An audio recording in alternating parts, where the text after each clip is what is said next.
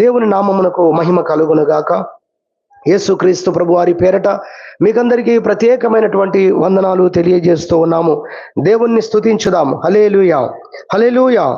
దేవుని పరిశుద్ధ గ్రంథములో నుండి కీర్తనల గ్రంథము 31వ కీర్తన, కీర్తనల గ్రంథము 31వ కీర్తన మనం చూసినట్లయితే 23వ వచనాన్ని లేదా 23వ చరణాన్ని మనం చదువుకుందాం.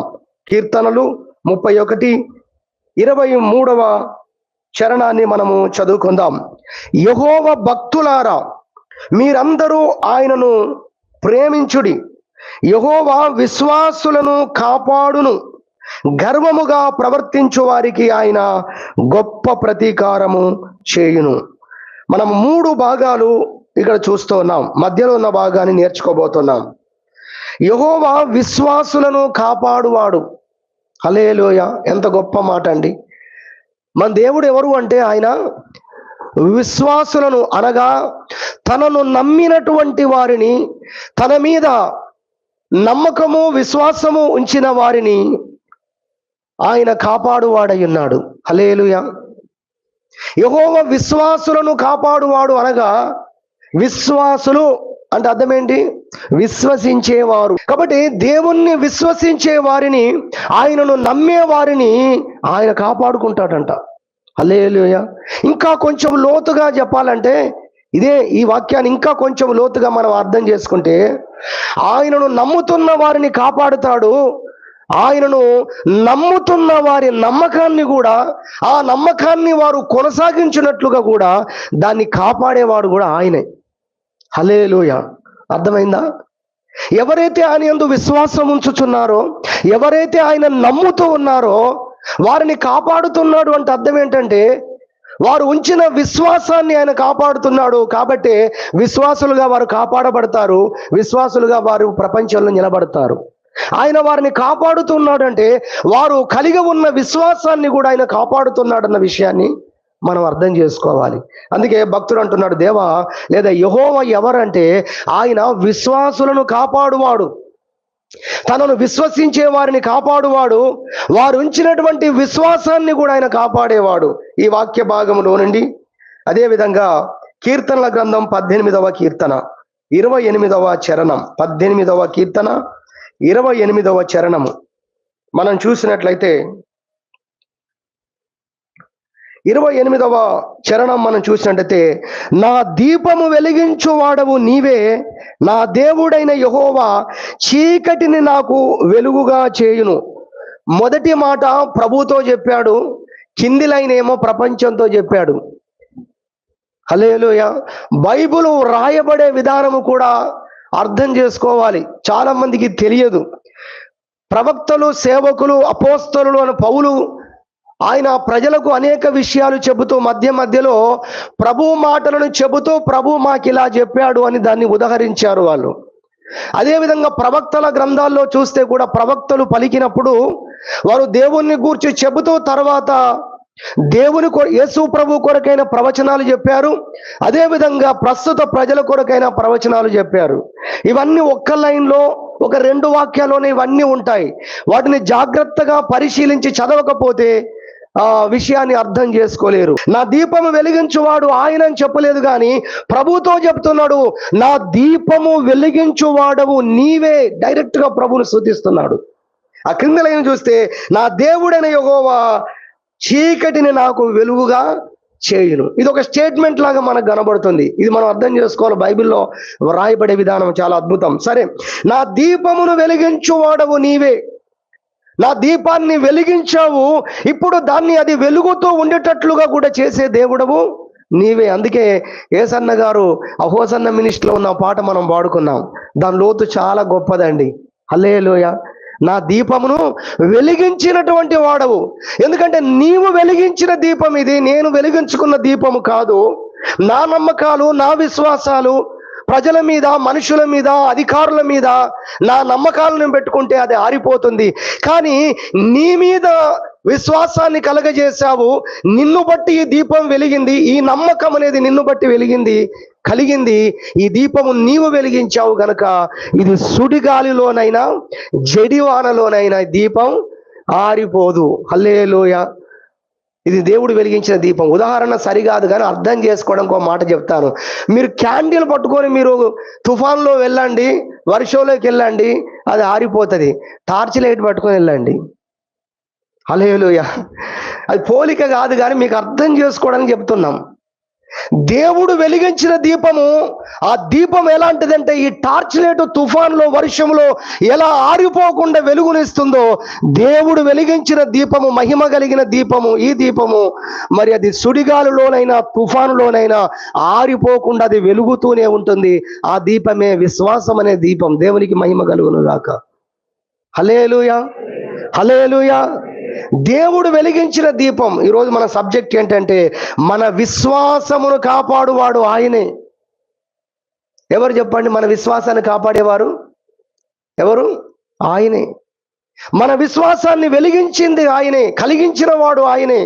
దేవుని వాక్యంలో చూస్తాం, హెబ్రీయులకు రాసిన పత్రిక 12వ అధ్యాయంలో ఆయన విశ్వాసమునకు కర్త అనగా అధిపతి, అనగా దాన్ని సృష్టించిన వాడు, విశ్వాసపు సృష్టికర్త.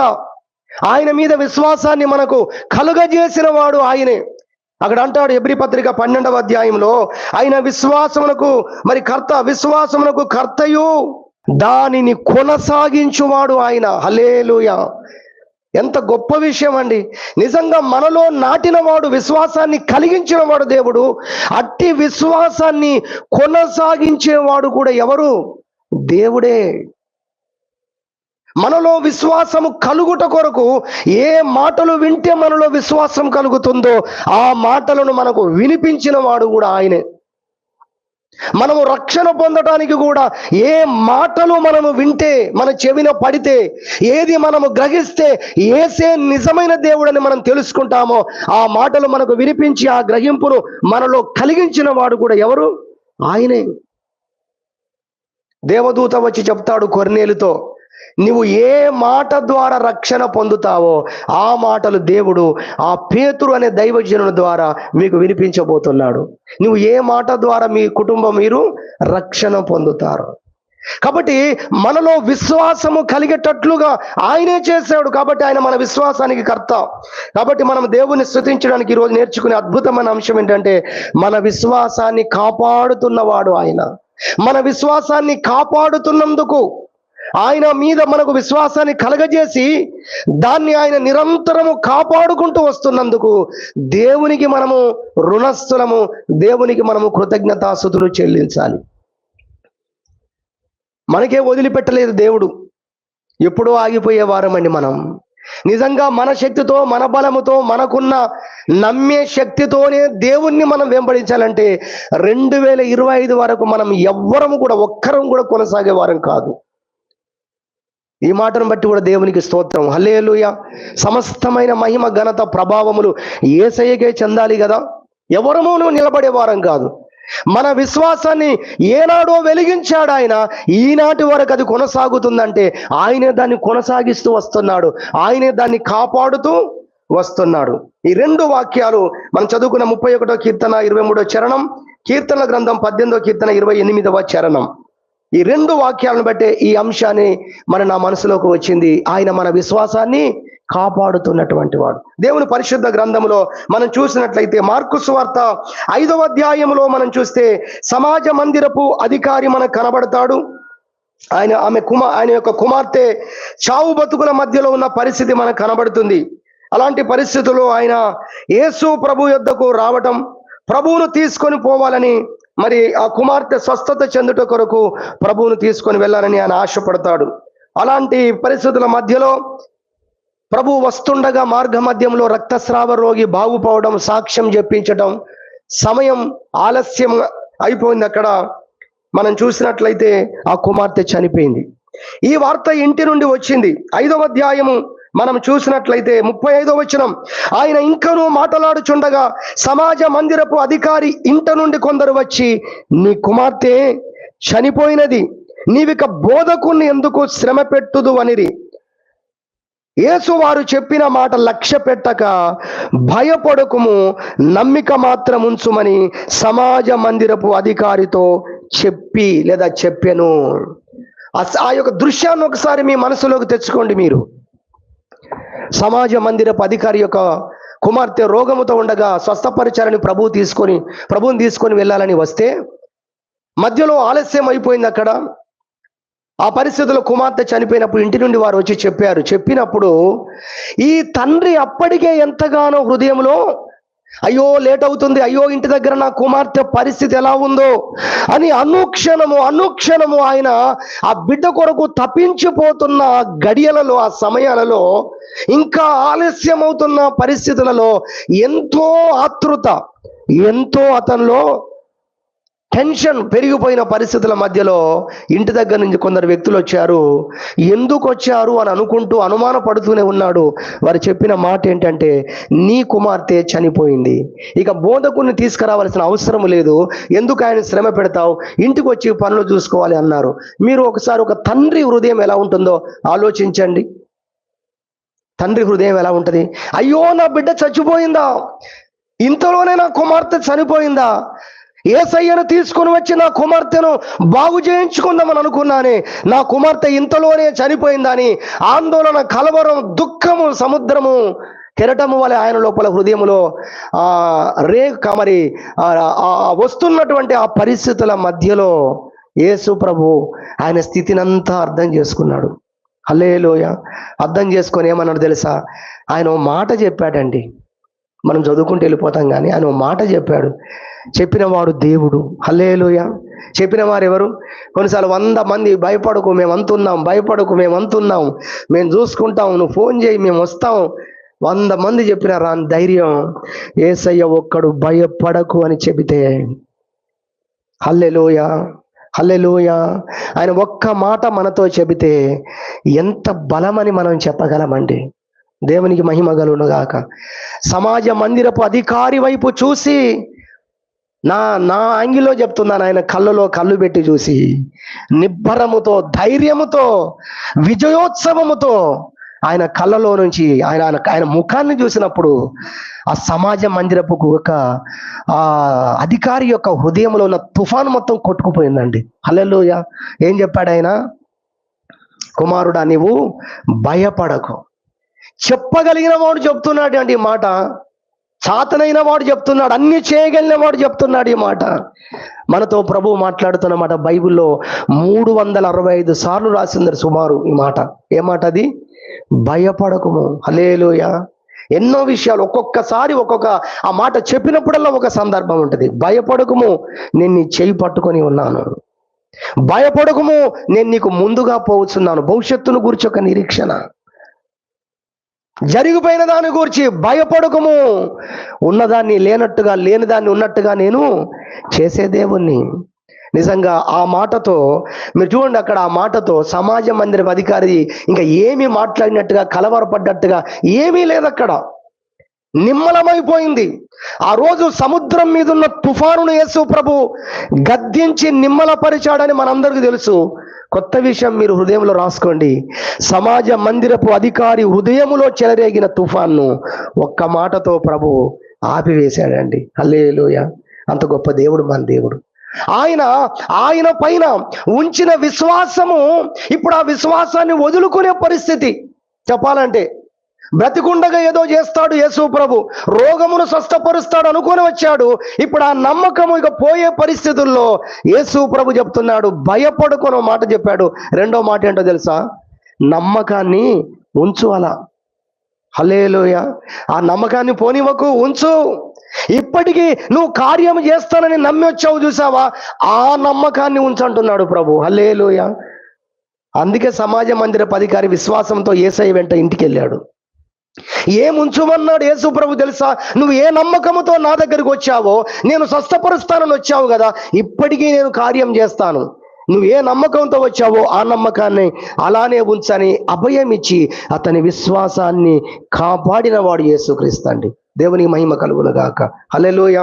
అలా మన జీవితాల్లో ఎన్నో తుఫాన్లు, ఎన్నోసార్లు కలవరపడ్డ పరిస్థితులు, భయపడ్డ పరిస్థితులు, ఆందోళన చెందిన పరిస్థితులు, అలా ఎన్నో పరిస్థితుల మధ్యలో యేసయ్య మనల్ని ఏం చేశాడండి? మన విశ్వాసాన్ని కాపాడాడు. అందును బట్టి మనం దేవుని స్తుతించాలని మనం వింటున్నాం. 2 విషయాలు త్వరగా చెప్పి ముగిస్తాను. మొట్టమొదటి ఏంటంటే, ఆయన తన మాట ద్వారా ఎప్పటికప్పుడు మన విశ్వాసాన్ని కాపాడుకుంటూ వచ్చాడు. హల్లెలూయ. మన శక్తి కాదు, మన జ్ఞానం కాదు, మన బలము కాదు, విశ్వాసాన్ని కలిగించే, విశ్వాసాన్ని అంతకంతకు అధికము చేసే, విశ్వాసాన్ని ప్రజ్వలింపజేసే అటువంటి మాటలతో ఆయన మన విశ్వాసాన్ని మండించుకుంటూ వచ్చాడు, కాపాడుకుంటూ వచ్చాడు. అందుకై దేవుని స్తుతించాలి. ఆయన మనతో మాట్లాడుతున్నప్పుడు జరుగుతున్నదేంటి? మన విశ్వాసం ఆరిపోబోతున్న కొందరి విశ్వాసం, బలహీన పడుతున్న కొందరి విశ్వాసం. ఏంటండి, చిటపటలాడుతున్న దీపము కొద్దిసేపు అట్లా టప్ టప్ అని సౌండ్ వస్తున్నప్పుడు ఆరిపోతుందేమో అని భయపడే వాళ్ళం ఒకప్పుడు మనం, ఇళ్ళలో దీపాలు వెలిగించుకున్న దినాల్లో. నిజమే కదా, ఆరిపోతుందా ఏంటి తినే టైంలో? అలాంటి పరిస్థితుల్లో ఉన్న మన దీపాలను ఆయన చక్కపరిచాడు. హల్లెలూయా.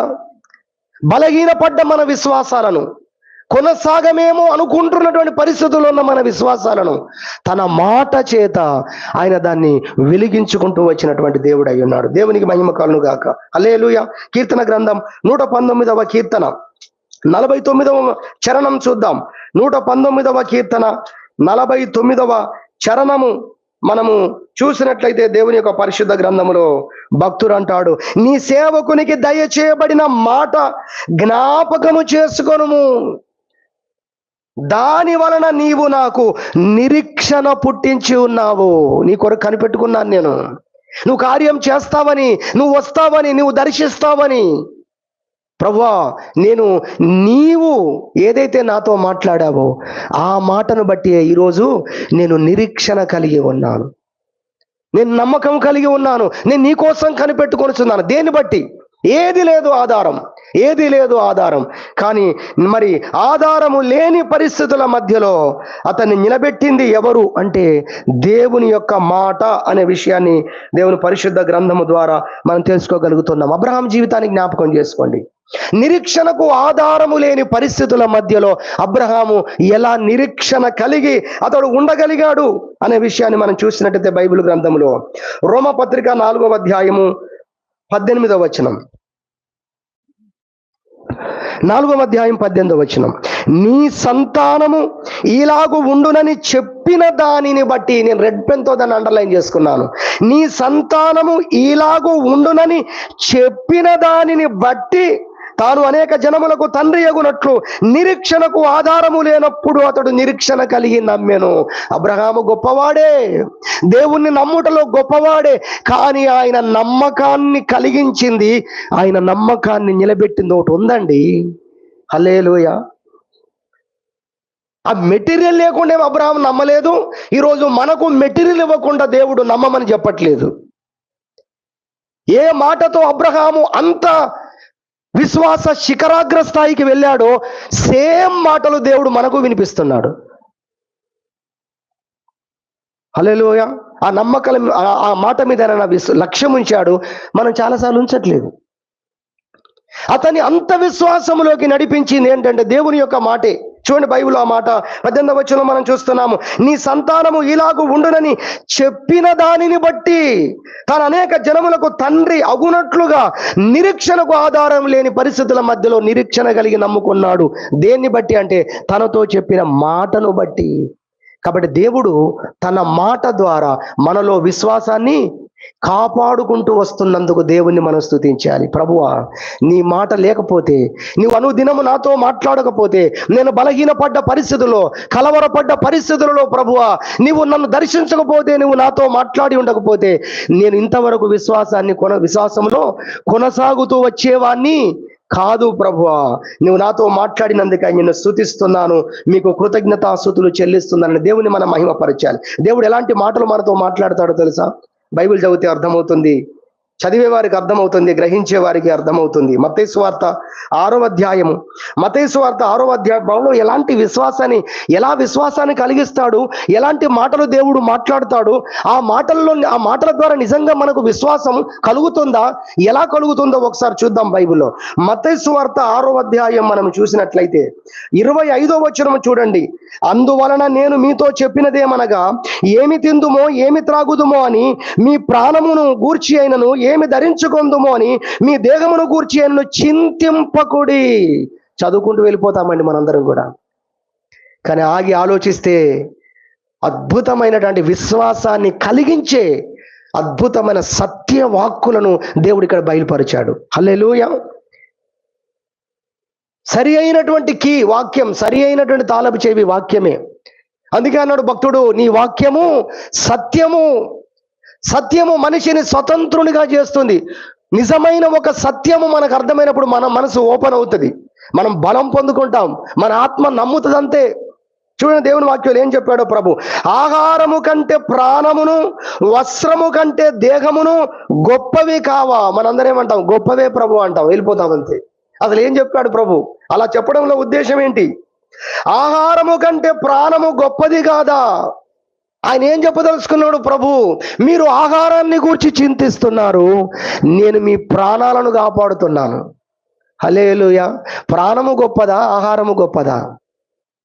అంటే మనందరం ఏమంటాం, ప్రాణమే గొప్పది. మరి దాని గురించి ఇంత చింత లేదే? ఎన్ని ప్రార్థనలు చేసావు, బ్రతికించు బ్రతికించు బ్రతికించు అని పొద్దు నుంచి రాత్రి దాకా. మీ జీవం ఏ పాటిది, ఇంతలో కనబడి అంతలో మాయమైపోవు. అంతలో మాయమైపోయి ఆవిరి వంటిదైతే ఎప్పుడు ప్రార్థన చేయాలి, ఎన్నిసార్లు ప్రార్థన చేయాలి? మీరే చెప్పండి. అసలు వాచి సెకండ్ తిరుగుతూ ఉంటుంది కదా, మన సెకండ్లో ఇంకా హాఫ్ వంతుకు మనం ప్రార్థన చేస్తూనే ఉండాలి ఎప్పటికీ. ప్రభువా బ్రతికించు, ప్రభువా బ్రతికించు. అలా చేస్తున్నాం ఆ ప్రార్థన. ఏంటండి, ఆ విషయంలో మనము దేవునికి వదిలేసాం, దేవుడు కాపాడుతాడు నమ్మకం ఉంది. చిన్న విషయంలోనే నమ్మకం ఉంచే విషయంలో అనేకులు ఫెయిల్ అయిపోతున్నారు. ప్రభు అదే చెప్పాడు. మరి ఇక్కడ చిన్న సబ్జెక్ట్ అది. పెద్ద సబ్జెక్టు విషయంలో నేను మీ ప్రాణాన్నే కాపాడుతూ ఉన్నాను, మీ ప్రాణాన్ని కాపాడుతున్న నేను మీకు ఆహారం ఇవ్వలేనా అని దేవుడు అడిగాడండి. అలానే మీకు దేహాన్ని ఇచ్చాను నేను, మీ అవయవాలను నేను సృష్టించాను నేను, అలాంటిది నేను మీకు వస్త్రాలు ఇవ్వలేనా అన్నాడు. మనకు దేహాన్ని ఇచ్చిన వాడు వస్త్రాన్ని ఇవ్వలేడా? దేహమునిచ్చాడండి. దేహంలో అవయవాలు ఎంత కాస్ట్లీ ఒక్కొక్కటి, అసలు మీరు ఆలోచించండి. ఆ మధ్య మరి నేను చూడలేదు, మా కుటుంబస్తులు చూశారు సాక్ష్యం చెప్తున్నప్పుడు. ఒక భార్య భర్తలు ఇద్దరు వయసు పైబడిన వాళ్ళు ప్రార్థన చేయించుకోవడానికి వచ్చారు. వస్తే ఆ దైవజనుడు స్పీకర్ వచ్చాడు, వాక్యం చెప్పడానికి స్పీకర్ వచ్చాడు ఆ చర్చికి. ఆ రోజు ఆయన వాక్యం చెప్పాడు. ప్రార్థన చేయించుకోవడానికి ఆశ పుట్టి కొంత ఒక జంట ప్రార్థన చేయించుకోవడానికి వచ్చారు ముందుకు. వాళ్ళకు ప్రార్థన చేశాడు. ప్రార్థన చేసి దైవజనులు అలవాటుగా ఏం చేస్తారు, చాలా పెద్ద వయసే కదా, ప్రభు వీరిని దీవించు, వీరి కుటుంబాన్ని దీవించు, వీరి ఉద్యోగాలను దీవించు, అన్ని దీవించు, ఆశీర్వదించని, వీరి పిల్లలను దీవించు ప్రభు, వీరి సంతానాన్ని దీవించు ప్రభు అనేసాడు. భార్య భర్తలు ఇద్దరు ఒకరు ముఖాలు ఒకరు చూసుకున్నారు. ఎందుకో తెలుసా? ఆమెకు గర్భసంచికి క్యాన్సర్ వచ్చి పుండైపోయి దాన్ని తీసేశారు, గర్భసంచి తీసేశారు. ఈయనేం ప్రార్థన చేశాడు, ప్రభువా వీరి పిల్లలను దీవించు. ప్రార్థన ఆమెనన్నారు, అయిపోయింది. కళ్ళు తెరిసిన తర్వాత, పాస్టర్ గారు మాకు పిల్లలు లేరండి అని చెప్తే, ఆ దైవజనుడు మరి పిల్లలు లేకుండా కూడా పిల్లలు ఉన్నారని ప్రార్థన చేశాడని బాధపడతాడనో, మరి దైవజనుడికి అలా చెప్పడం ఎందుకో మొత్తానికి వాళ్ళ ఇంటికి వెళ్ళిపోయారు. 3-4 నెలల తర్వాత అయిపోయిన తర్వాత ఆమె శరీరంలో మార్పులు, ఆమె కడుపులో కదలికలు ఇవన్నీ జరిగి హాస్పిటల్కి వెళ్ళారు. వాళ్ళకి డౌట్ వచ్చి వాళ్ళు గైనకు కలువు అని చెప్పారు. డాక్టర్ దగ్గరికి వెళ్ళండి అని చూస్తే ఆమె 4వ నెల 3వ నెల మరి ప్రెగ్నెన్సీ అని చెప్పారంట. మీకు అర్థం వింటున్నారా? మీరు ఇక్కడే ఉన్నారు అందరూ, నోట మాట రావట్లేదా? స్తోత్రం చెబుదాం. హల్లెలూయా. మన దేవుడు అబద్ధమైన దేవుడు కాదు, ఆయన వాస్తవమైన దేవుడు. మార్తతో అన్నాడు, నేను ఈరోజు ఏదైతే చేయబోతున్నానో అది నువ్వు నమ్మగలిగితే నువ్వు దేవుని యొక్క మహిమను చూడబోతున్నావు, నువ్వు నమ్మితే దేవుని మహిమను చూస్తావు అన్నాడు. నమ్మిన వాళ్ళందరి జీవితంలో ఇలాంటి కార్యాలు జరుగుతున్నాయండి. హల్లెలూయా. విశ్వసించు వారి యందు 1:19 ఎఫెసీ 1:19 విశ్వసించు వారి యందు తన అపరిమితమైన శక్తి యొక్క మహత్యం ఎట్టిదో దేవుడు చూపిస్తున్నాడంట. దేవునికి మహిమ కలుగును గాక. ఆయన మనకు అవయవాలను ఇచ్చిన వాడండి. ఆమెకు ఆపరేషన్ అయిన రిపోర్ట్ ఆమె దగ్గర ఉంది. ఇప్పుడు కుమారునిగా మరి గర్భము ధరించి గర్భము ఏర్పడ్డది, గర్భ సంచి ఏర్పడ్డది. ఆ రిపోర్ట్స్ ఉన్నాయి. ఈ రోజు వరకు వాళ్ళు సాక్షులుగా ఉన్నారు. దేవునికి మహిమ కలుగును గాక. దేవుడు అంటారు, అంత పెద్ద కార్యాలు చేస్తున్నాను, వస్త్రాల గురించి ఆలోచిస్తున్నావా? నీవు దేని గురించి ఆలోచిస్తున్నాం? వస్త్రాల గురించి, ఆహారం గురించి ఆలోచిస్తున్నావా? ఈ మాటలు చెప్పి వారి విశ్వాసం ఆకాశాన్ని దాకేటట్టుగా చేశాడు దేవుడు. ఆయనకు ఒక స్తోత్రం చెప్పుదాం. ఏం చెప్పాడు ఆయన? నీ దేహాన్ని కాపాడుతున్న వ్యక్తి నేను, నీ ప్రాణాన్ని కాపాడుతున్న వ్యక్తి నేను, నీకు ఆహారం ఇవ్వలేనా అని చెప్పినప్పుడు నిజమే కదా అని వారి విశ్వాసం ఏమైపోయింది? ఉన్నతమైన స్థాయికి వెళ్ళింది. కాబట్టి దేవుడు తన మాట చేత వారి విశ్వాసాన్ని ఆయన మరి కాపాడాడు అన్న విషయాన్ని చూస్తున్నాం. నేటి వరకు దేవుడు తన మాటల ద్వారా మనలో విశ్వాసాన్ని కలిగిస్తున్నాడు. మనందరి కొరకైన మాట రోమపత్రిక 8:32 యూనివర్సల్ అందరు తీసుకోవలసిన గొప్ప మాట. ఏమన్నాడో తెలుసా? చిన్న చిన్న విషయాల గురించి నువ్వు ప్రార్థిస్తూ ఎదురు చూస్తూ బాధపడుతున్నావు కదా, ప్రభువు చెప్తున్న మాట ఏంటో తెలుసా? అక్కడ దేవుని వాక్యం చెప్తుంది ఏంటంటే, తన సొంత కుమారుణ్ణి అనుగ్రహించుటకు వెనుక తీయని ఆయనతో పాటు సమస్తమును సమస్తమును మీకెందుకు అనుగ్రహించడు? ప్రాణాన్ని ఇచ్చిన దేవుడు సమస్తాన్ని మీకెందుకు అనుగ్రహించడు? అప్పుడు మనం ఏమంటాం? నిజమే కదా ప్రభువా, నన్ను క్షమించండి. రియలైజ్ అవుతాం మనం, నిజమే, ప్రాణాన్ని అర్పించిన దేవుడు. ఆలోచించట్లేదు చాలాసార్లు మనం. ఇలాంటి అనేకమైన మాటల చేత ప్రభు ఏం చేశాడు? మనలో విశ్వాసాన్ని కలిగించాడు. అంతేకాదు, నేటి వరకు ఇలాంటి విశ్వాస సంబంధమైన అనేక మాటల ద్వారా మన విశ్వాసాన్ని దేవుడు కాపాడుకుంటూ ఆయన వస్తున్నందుకై ప్రభువును మనం స్తుతించాలని వింటున్నాం. సమయం అయిపోయింది. రెండో మాట, నేను రెండు మాటలు చెప్పి ముగిచ్చేస్తాను. రెండవది ఏంటంటే, ఆయన చేస్తున్న కార్యాలను బట్టి మన విశ్వాసాన్ని కాపాడుకుంటూ వస్తున్నాడు దేవుడు. దేన్ని బట్టి చెప్పండి? ఆయన చేస్తున్న కార్యాలను బట్టి. మౌనంగా లేడు మన జీవితాల్లో దేవుడు. ఎప్పుడో ఆగిపోయేవారు. మనం ఎలా ఉంటామంటే, దేవా, నేను ఎంత విశ్వాసంతో నేనున్నాను, నేను ఎంతగా నీ కొరకు కనిపెట్టుకుంటూ నడుచుకుంటూ వస్తున్నాను, చాలా రిస్క్ తీసుకుంటున్నాను ప్రభువా నిన్ను నమ్మడానికి అనుకుంటున్నాం మనం అందరం. అంతొట్టిదే. మీరు ఆలోచించి చూడండి. అసలు దేవుడు పంపించే సహాయం ఒక్క నిమిషం మనకు పంపించకపోతే, ఆయన మాట్లాడే మాట, ఆయన ఇచ్చే గ్రహింపు మనలో కలగకపోతే బ్రతికే ఉంటావు కావచ్చు నువ్వు, కానీ విశ్వాసంలో మాత్రం, విశ్వాసిగా మాత్రం బ్రతికి ఉండవు. చాలా మంది ఉన్నారు బ్రతుకుతూ బయట భూమి మీద, కానీ యేసుక్రీస్తును నమ్ముతున్న విశ్వాసులుగా బ్రతుకుతున్నాం. దేవుడు మనల్ని ఎక్కడ బ్రతికించాడు? ఆత్మలో బ్రతికించాడు. ఆయన నమ్మేవారిగా మనల్ని బ్రతికించాడు. మన నమ్మకము, మన శక్తి, మన బలము ఎప్పుడో ఆగిపోయేది. ఆయన చేస్తున్న కార్యాల ద్వారా మన విశ్వాసాన్ని ఆయన ఏం చేస్తున్నాడు? కాపాడుకుంటూ వస్తున్నాడు. ఒక్కొక్కరిని చూస్తే మనకే అర్థమవుతుంది. ఒక్కొక్క సందర్భంలో చాలా కష్టం అనిపిస్తుంది. దేవుడు ఎందుకు ఇలా చేస్తాడు, దేవుడు ఎందుకు ఇలా నడిపిస్తున్నాడు అర్థం కావట్లేదండి. బాగా మాట్లాడితే ఏమని అనుకుంటారని ఒక మాట మాత్రం నోరు జారిపోతుంది మనకు. దేవుడు ఎందుకు ఇలా చేస్తున్నాడు? రాలేదా మన నోటిలో నుండి? అనలేదా మనం? ఎన్నిసార్లు ఎవరితో అనకపోయినా మనసులో ఇంకెన్నిసార్లు నువ్వు అనుకున్నావు? మరి అలాంటి పరిస్థితుల్లో ఎలా నువ్వు మరలా ప్రార్థన చేయగలిగావు? ఎలా నువ్వు విశ్వాసంలోకి రాగలిగావు? ఎలా ఇంకా దేవుని నువ్వు వెంబడిస్తున్నావు? ఆయన నీతో మాట్లాడుతున్న మాటలను బట్టి నీ విశ్వాసాన్ని కాపాడుకుంటూ వస్తున్నాడు. ఆయన చేస్తున్న కార్యాలను బట్టి నీ విశ్వాసాన్ని దేవుడు కాపాడుకుంటూ వస్తున్నాడు అన్న విషయాన్ని ప్రభు పేరట జ్ఞాపకం చేస్తున్నాము దేవుని యొక్క వాక్యంలో నుండి. నిర్గమకాండం 14:12. సమయం అయిపోయింది కాబట్టి 1-2 చెప్తాను. నిర్గమకాండం 14:12 చూస్తే ఇశ్రాయేలు ఏమన్నారో తెలుసా? ఎర్ర సముద్రం ముందు, ఐగుప్తు దేశంలో సమాధులు లేవని ఈ అరణ్యములో చచ్చుటకు మమ్మల్ని రప్పించాడా నీ దేవుడు అని అడిగారండి. చావడం కోసమే, చంపుడం కొరకే, చచ్చిపోవడం కోసమే దేవుడు మమ్మల్ని ఇక్కడ నడిపించాడా? నీ దేవుడు మమ్మల్ని నడిపించాడా? నీకు అలా చెప్పాడా అని ప్రవక్త అయిన మోషే మీద వారు సనుక్కున్నారు. దేవునికి విరోధంగా వారు మాట్లాడారు. అలాంటి పరిస్థితుల మధ్యలో ప్రభు ఏం చేస్తాడో చూడండి. నిర్గమకాండం 14 ఒక్క వాక్యం చూసుకుందాం. సమయం అయిపోయింది. 14 నిర్గమకాండం 14 31 యెహోవా ఐగుప్తులకు చేసిన గొప్ప కార్యమును ఇశ్రాయేలీలు చూచిరి. యెహోవా ఐగుప్తులకు చేసిన గొప్ప కార్యము, అది మీరు అండర్లైన్ చేసుకోవాలి. గొప్ప కార్యమును ఇశ్రాయేలీలు చూసిరి గనుక, ఆయన గొప్ప కార్యమును చూసిరి గనుక ఆ ప్రజలు యెహోవాకు భయపడి యెహోవా యందును ఆయన సేవకుడైన మోషే యందును నమ్మకముంచిరి. దేవునికి మహిమ కలుగును గాక. ఏం చేశాడు ఐగుప్తులకు? ఆ రోజు ఎర్ర సముద్రాన్ని ఓపెన్ చేశాడు, వీళ్ళని బయటికి పంపించాడు. తర్వాత ఏమైంది? ఈజిప్ట్ సేనలు కూడా ఎర్ర సముద్రంలో ప్రవేశించాయి. మళ్ళీ ఇదేంటి ప్రభు అనుకున్నారు వాళ్ళు మనసులో. వాళ్ళు మధ్యలోకి వచ్చిన తర్వాత ప్రభు సముద్రాన్ని మూసివేశాడండి. హల్లెలూయా. ఓ దైవజనుడు ఈ వాక్యాన్ని చెప్తే ఈ మాట అన్నాడు, వాళ్ళు ఐగుప్తు దాటారు కానీ శత్రు భయం వారి గుండెల్లో పోలేదు అన్నాడు. అందుకే ఆ రోజు అంత మొత్తుకున్నారు వాళ్ళు. పోనిచ్చాడు దుర్మార్గుడు, కఠినుడు, కానీ ఎప్పుడొచ్చి మళ్ళీ లాక్కెళ్తాడు, ఎందుకంటే మిమ్మల్ని పోనిస్తా అంటాడు, తెల్లారి పోనివాడు. ఇప్పటికే దేవుడు విడిపించినట్టే ఉన్నది పరిస్థితి, కానీ ఎప్పుడొచ్చి మమ్మల్ని పట్టుకుంటాడన్న భయములోనే ఇశ్రాయేలీల యాత్ర ఎర్ర సముద్రం దాకా సాగింది. ఓ కోణంలో చెప్పాలంటే వాళ్ళు భయపడ్డట్టు రానే వచ్చాడు మళ్ళీ ఫరో కదా. వాళ్ళ లోపల భయం ఉంది, కానీ ఎప్పుడు వారు నిజమైన అంటారు కదా, కంటి నిండా నిద్రపోయామండి అంటారు చూసారా, ఆ రోజు పోయారట వాళ్ళు. దేవునికి మహిమ కలుగును గాక. ఎందుకో తెలుసా, శత్రువు లేడిక. ఐగుప్తు సేనల్లో మొత్తం దేవుడు సముద్రంలో ఏం చేశాడండి, వారిని చంపేశాడు, మూసేశాడు.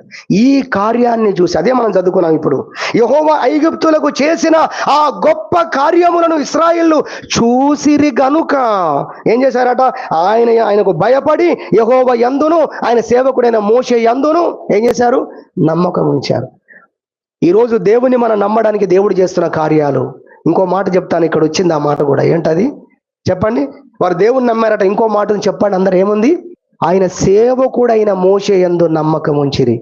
దేవుడు తన సేవకుల ద్వారా పలికించే మాట, తన ప్రవక్తల ద్వారా పలికించుచున్న మాటలను ఆయన స్థిరపరుచుట ద్వారా దేవుని నమ్మగలుగుతున్నారు.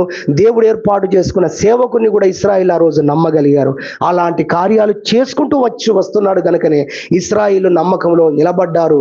లేదా మరి ఈ రోజు మన జీవితంలో కూడా ప్రభు అలా కార్యాలు చేస్తున్నాడు కాబట్టి మనం ఇంకా నమ్మకంలో నిలబడ్డాం. హల్లెలూయా. ఆయన కార్యాలు చేయకపోతే మనము విశ్వాసంలో నిలబడే వారం కాదు, మనము దేవుణ్ణి నమ్మడంలో మనము నిలబడే వారము కాదు అన్న విషయాన్ని ప్రభు పేరట నేను జ్ఞాపకం చేస్తున్నాను. ఒకటే మాట చెప్తాను, సమయం అయిపోయింది. యోహాను సువార్త 21వ అధ్యాయంలో మీరు చూస్తే లాస్ట్ అధ్యాయం అండి, ఆడ సీన్ ఏంటంటే, సందర్భం ఏంటంటే, యేసు ప్రభువు చనిపోయి తిరిగి లేచిన తర్వాత మరి అన్ని ఆలోచించుకున్నాడు. ఏమో తొందరపాట్లో పేతురు ఏమన్నాడు తెలుసా, నేను ఒక్క విషయానికి డిసైడ్ అయిపోయాను, అదేంటంటే నేను చేపలు పట్టబోతా అన్నాడు. సేవ చేయడం మీరు విడిచిపెట్టరండి, నా వెంబడి రండి, మనుషులను పట్టే జాలరుగా నేను చేస్తానంటే ఈయనేమన్నాడు, ఆ ఉద్యోగం దేవుడిచ్చిన ఆ సేవ ఆ పని వదిలేసి నేను డిసైడ్ చేసుకున్నాను అన్నట్టుగా, తొందరపాట్లో డిసైడ్ చేసుకున్నాడు లేండి, అనుకున్నట్టుగా ఏం చెప్పాడు, నేను చేపలు పట్టబోతున్నాను అన్నాడు. అప్పుడు శిష్యులందరూ ఆయన స్నేహితులందరూ ఏమన్నారు, అయితే మేము కూడా వస్తామన్నారు. అందరు కలిసి వెళ్ళారు. వెళ్ళిన తర్వాత ఏం చేశారు, రాత్రంతా చేపలు పట్టడానికి వల వేశారు. వల వేస్తే ఆ రాత్రంతా వారు ప్రయాసపడ్డా అట్లీస్ట్ ఒక్క చేప కూడా దొరకలేదంట. సరే, తర్వాత ప్రభు ప్రత్యక్షమయ్యాడు. ప్రత్యక్షమై ఏమన్నాడో తెలుసా, ఆయన అద్భుతం అండి ఈ విషయం, అసలు నేను ధ్యానించినప్పుడు అద్భుతం అనిపించింది. ఆయన ఏమన్నాడో తెలుసా, తినుటకు ఏమైనా ఉన్నదా అన్నాడు. నన్ను ఆకర్షించిన మాట నిన్న. ఏమన్నాడు, పిల్లలారా ఫుడ్ తినటానికి ఏమైనా మీ దగ్గర ఉన్నదా అన్నాడు. అప్పుడు చూస్తే ఒక్క చేప కూడా వాళ్ళ దగ్గర లేదు. అంటే అర్థం ఏంటి, తినడానికి కూడా వారు ఏం సంపాదించుకోలేదు. వాళ్ళు చేపలు పట్టబోదామంటే అర్థం ఏంటి, బిజినెస్ చేపల వ్యాపారానికి వెళ్ళారు, ఫుడ్ కూడా లేదు వాళ్ళకు. చదువుకుంటూ వెళ్ళిపోతాం మనం. తినడానికి కూడా మీకేం లేదు, నాకు వేరుగా ఉండి మీరు ఏం చేయలేరని చూపించాడు ప్రభు. అయితే ఇప్పుడు వాళ్ళేయండి అన్నాడు. వాళ్ళేస్తే 153 గొప్ప చేపలు దొరికాయంట. 153 గొప్ప చేపలని బైబిల్ చెప్పిందంటే మనం తెచ్చుకోవడం 2 కిలోలు 3 కిలోలు 4 కిలోలు, ఓసారి చుట్టాలు వస్తే 5 కిలోలు తెస్తాము. కాదు, వాళ్ళకు 10-20 దొరుకుండాలి. గొప్ప చేపలు, పెద్ద చేపలు దొరికాయట. అవి కూడా 153. ఒక్క చేప అమ్మితేనే వాళ్ళ డబ్బు సంచి నిండిపోతుందండి ఆ కోణంలో చూస్తే. అలాంటి 153 మరి చేపలు పడ్డాయంట. ఆ వలను లాగితే వారు చూసింది ఏంటో తెలుసా, వల పికిలిపోవటం లేదంట. ఈ మహిమలన్నీ చూసి వారు పశ్చాత్తాపడ్డారు. తర్వాత ప్రభు వారికి చెప్పాల్సినవన్నీ చెప్పాడు. ఆ తర్వాత వారిని కొండపైకి తీసుకెళ్ళాడు. వాళ్ళు చూస్తుండగా ఆయన ఆరోహణమైపోయాడు. హల్లెలూయా. అంతేనండి, ఎన్నడూ కూడా వారి విశ్వాసంలో బలహీన పడలేదు. బైబిల్లో మనం చూస్తే వాళ్ళు సరాసరి మేడగదికి ఎక్కిపోయారు. వాళ్ళు ప్రార్థనలో ఉన్నారు, పరిశుద్ధాత్మతో నింపబడ్డారు, భూలోకమును తలకిందులు చేసే వారిగా మారిపోయారు. కారణం ఏంటంటే ఆయన చేసిన కార్యాలు, ఆయన చూపించిన మహిమలు. నేను ముగిస్తున్నాను. కాబట్టి దేవుడు మన జీవితంలో ఆయన చేస్తున్న కార్యాల ద్వారా, ఆయన మనతో మాట్లాడుతున్న మాటల ద్వారా, ఆయన యందు మనం ఉంచిన విశ్వాసాన్ని నేటి వరకు ఆయనే కాపాడుకుంటూ వస్తున్నందుకై ప్రభువును మనం స్తుతించుదాం, ప్రభువును మనం గణపరచాలని దేవుని వాక్యం వింటున్నాం. దేవుడి వాక్యం దీవించును గాక.